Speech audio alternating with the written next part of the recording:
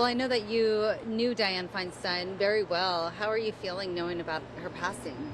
Well, mixed, frankly, because I'm really now pleased to see so many people extolling the virtues of having known Dianne, having watched Dianne work, and identify 3 or 4 of the things that was a standout for a woman as exhibited by Dianne Feinstein.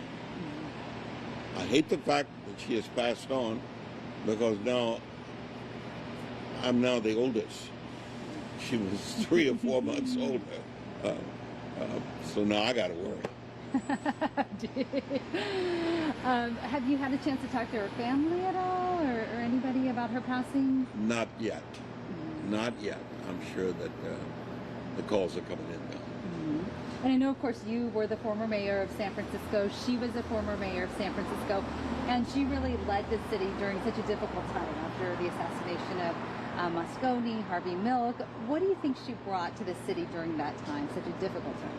Well, Dianne started long before she had a chance to demonstrate the quality of her leadership in the executive capacity. She had challenged the city and its voters in '69 when she first ran for the Board of Supervisors. Unprecedented for a woman to win, and win with enough votes to become the president of that board, and then proceed to do all of what she had done post that ascendancy, including running and losing, but keep it for mayor. But she kept on anyway. It didn't matter that she in fact lost. She didn't consider that a personal rejection. And believe me, those qualities have stood good for women all over the country. And that was a time in San Francisco when she did become mayor that the city really needed her, right? Her leadership. The city needed the quality of leadership that Dianne could bring to the table. But some people have forgotten. Some people tried to recall Dianne Feinstein. They actually got the signatories to try to recall Dianne Feinstein.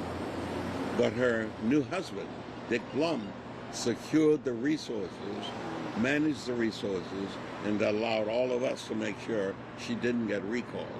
She's the one mayor that stood the recall and won it. And she, of course, had such a successful and long career, and she did so much. Is there one thing to you that you really want her to be remembered for? Yes. When she said to the CIA, as chair of the Intelligence Committee, the nature of your conduct in dealing with people that have been put in your care, allegedly, by virtue of your capturing them, you've got to treat them like human beings. That was a courageous thing to say by Dianne Feinstein, far beyond practically anything else she ever did. And although she did spend some time in D.C., obviously San Francisco is always close to her heart, right? It was more than close to her heart. She stayed on top of San Francisco through the personal contacts, personal relationships, and her regular return to the city, and never, ever for just one purpose, multiple.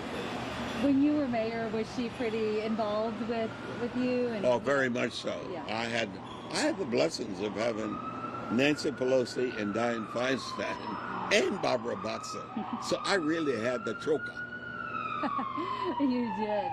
And you knew her on a personal level. For those of us who didn't know her personally, what is the thing about her that maybe, is there a fun story or something, memory that you have of her? Well, I met Dianne Feinstein when she was the wife of a guy named Jack Berman, a fellow lawyer in the criminal justice defense bar component of our city.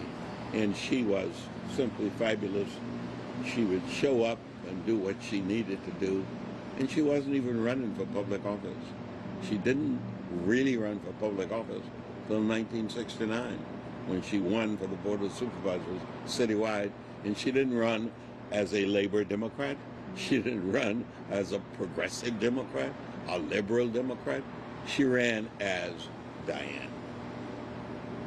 Do you have a favorite story about her? No, not really. Other than I go back to the recall effort when we challenged those who were considered more liberal and more progressive, and we beat them. I can remember so clearly her then new husband, Dick Blum, carried me, and I have that great photograph of his lifting me and handing me to Dianne. And I've heard that you said she was a matchmaker as well. A lot of people don't know that. She was what? A matchmaker? Yeah, she Like she liked to get people together? Oh, no, more than that. Charlotte Schultz married George Schultz through an arranged introduction by Dianne Feinstein.